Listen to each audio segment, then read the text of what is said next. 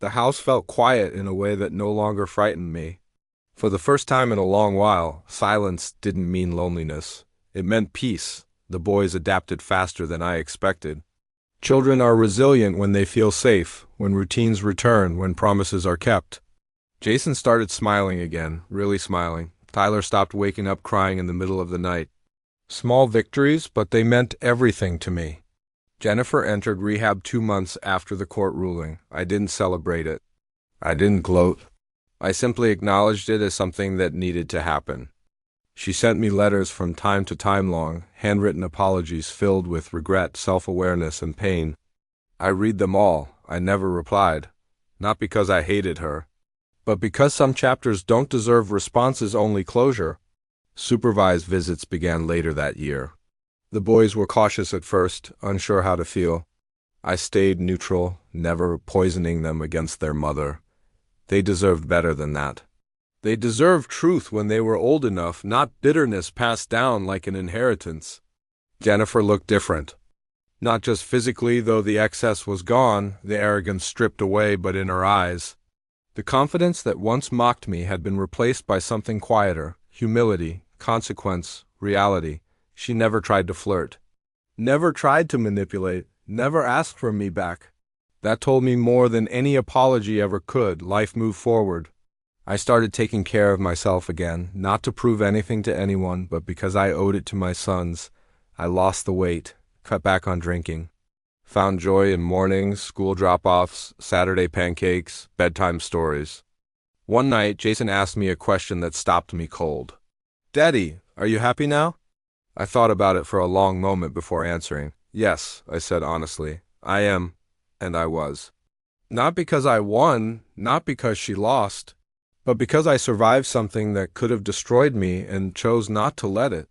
Jennifer never fully recovered the life she threw away. Some bridges, once burned, don't get rebuilt, but she stayed sober.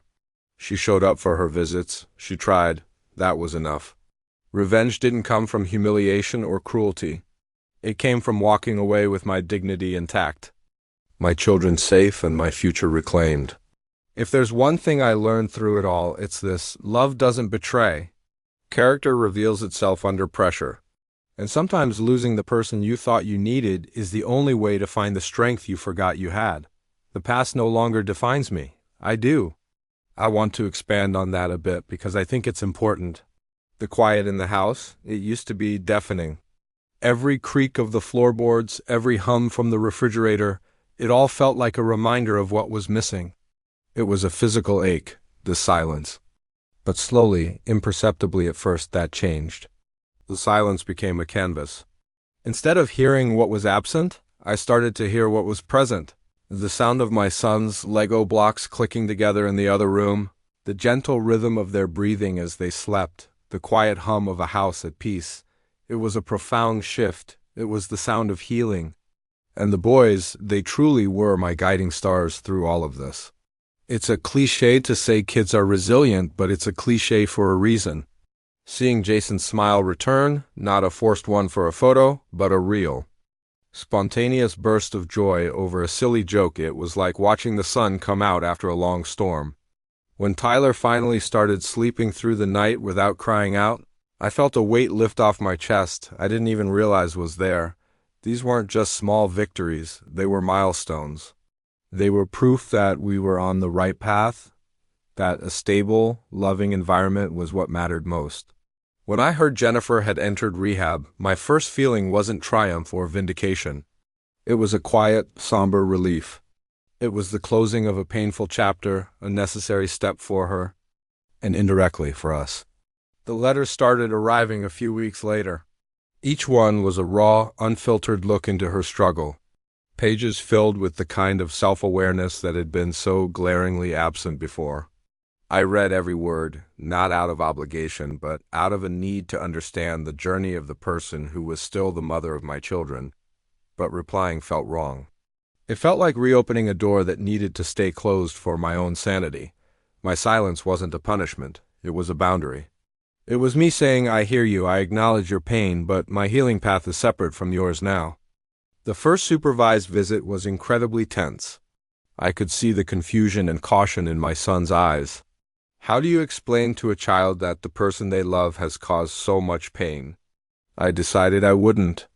I just created a safe space for them to feel whatever they needed to feel. I never spoke ill of her. I never used them as pawns in a game of emotional warfare.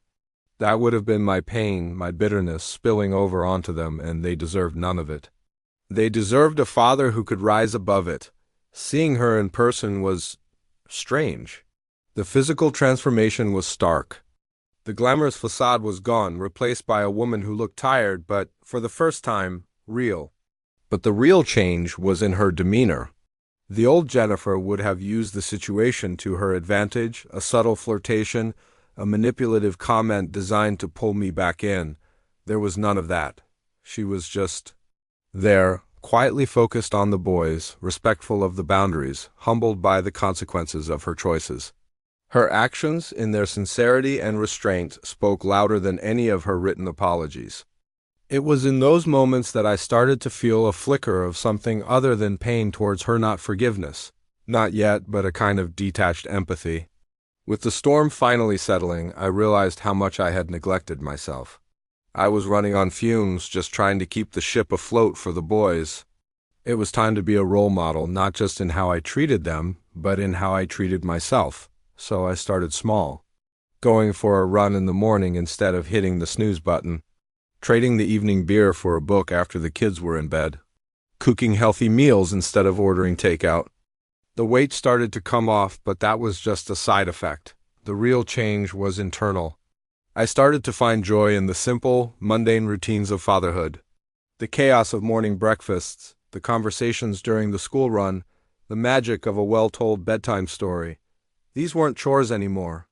They were the building blocks of my new life, a life I was actively choosing and enjoying.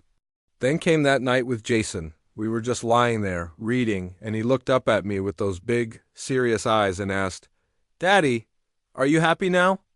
The question hit me with the force of a physical blow. I have been so focused on their happiness, on their well-being, that I hadn't really stopped to take my own emotional temperature. I paused, really thinking about it.